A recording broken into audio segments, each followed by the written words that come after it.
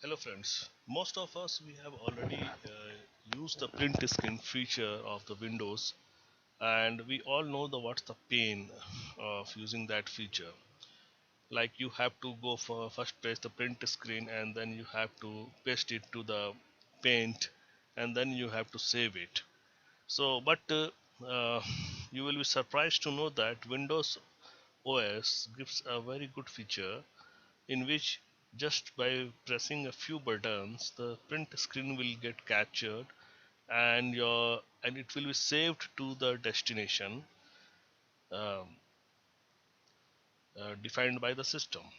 So it's a very simple what you have to do. For an example, this is the Google search I have done for this something. For an example, it's a mountain and I want to take the print screen for this. So you have to press the Windows key plus print screen button simultaneously. So I am pressing this window key and now print screen. Now next step is where this image got stored. So you have to go to this pictures system folder pictures. Okay, in the pictures you will see a folder something called screenshots and not the screenshot.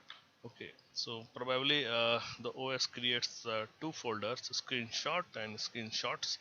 You have to go to this plural form screenshots, open that and see the screenshot has been taken out. So let's see one more.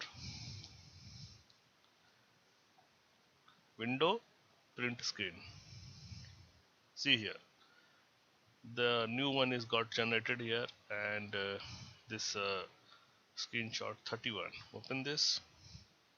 So like this, you can take the screenshots of your of any presentations or any uh, video movie pictures at a runtime only. You don't need to go to the paint and then you have to paste there and save it for the individual files.